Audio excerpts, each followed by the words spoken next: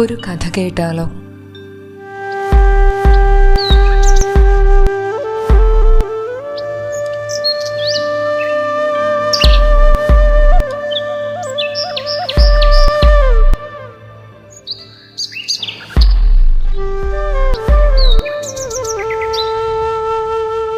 അതെ, ഒരു നല്ല കഥ കേൾക്കാം. കള്ളകൃഷ്ണനെ കരിക്കലത്തിലടച്ച അമ്മ. കുറൂരമ്മയെക്കുറിച്ച് കേട്ടിട്ടില്ലാത്ത മലയാളികൾ ഉണ്ടാകില്ല. ഉണ്ണിക്കണ്ണൻ യശോദാമ്മയെ സ്നേഹിച്ചതുപോലെ ബാലഗോപാലനായി ഈ അമ്മയുടെ കൂടെ അവരുടെ അന്ത്യം വരെയും ഉണ്ടായിരുന്നത്രേ. വടക്കേന്ത്യയിൽ ഭക്തമീരയെങ്കിൽ നമ്മുടെ കൊച്ചു കേരളത്തിൽ കുറൂരമ്മയാണ് ഏറ്റവും ഭാഗ്യവതി. AD 1570 മുതൽ 1640 വരെയാണ് കുറൂരമ്മയുടെ ജീവിതകാലം. മേൽപ്പത്തൂരിൻ്റെയും പൂന്താനത്തിൻ്റെയും വില്ലുമംഗലത്തിൻ്റെയും കാലഘട്ടത്തിലാണ് കുറൂരമ്മ ജീവിച്ചിരുന്നത്. ഗൗരി എന്നായിരുന്നു അമ്മയുടെ യഥാർത്ഥ പേര്. വെണ്ണിലശ്ശേരിയിലെ കുറൂർ ഇല്ലത്തിലാണ് അമ്മ താമസിച്ചിരുന്നത്.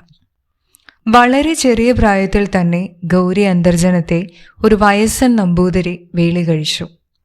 കുറൂർ മനയിലേക്ക് അമ്മയെ കൊണ്ടുവന്നു. ഓർമ്മ വെച്ച കാലം മുതൽ തന്നെ കുറൂരമ്മ ഒരു തികഞ്ഞ കൃഷ്ണഭക്തയായിരുന്നു.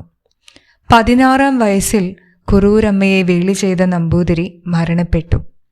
തുടർന്ന് വളരെയധികം ഏകാഗിയായിരുന്ന അമ്മയുടെ മനസ്സ് പൂർണ്ണമായും ഭഗവാനിൽ സമർപ്പിക്കപ്പെട്ടു. തനിക്കൊരു കുഞ്ഞില്ലല്ലോ എന്ന അമ്മയുടെ വിഷമം അവരുടെ കരകളഞ്ഞ ഭക്തിയാൽ ദൂരീകരിക്കപ്പെട്ടു. ആ ഭക്തിയുടെ പാരമ്യത്തിൽ അവർ ഭഗവാൻ കൃഷ്ണനെ സ്വന്തം കുഞ്ഞായി സ്വീകരിച്ചത്രേ. കുറൂരമ്മയുടെ നിഷ്കളങ്കമായ ഭക്തിയാൽ അതേ ബാലരൂപത്തിൽ ഭഗവാൻ അവർക്ക് മുന്നിൽ പ്രത്യക്ഷനാകാൻ തുടങ്ങി.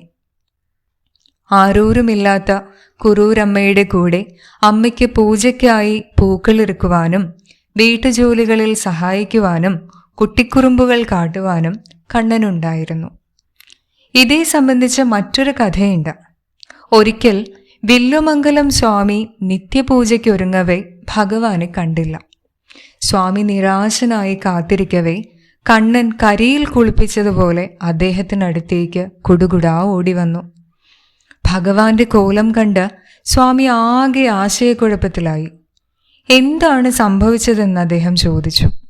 അപ്പോൾ കണ്ണൻ നിഷ്കളങ്കമായി പറഞ്ഞു, എന്തു പറയാനാ സ്വാമി, എൻ്റെ കുസൃതി സഹിക്കാനാകാതെ കുറൂരമ്മ എന്നെ ഒരു വലിയ പാത്രത്തിൽ അടച്ചു വെച്ചു.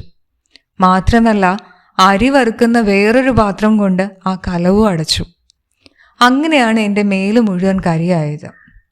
കണ്ണൻ്റെ വാക്കുകൾ കേട്ട് സ്വാമി ചിന്തിച്ചു, കുറൂരമ്മ എത്ര ഭാഗ്യവതിയാണ്.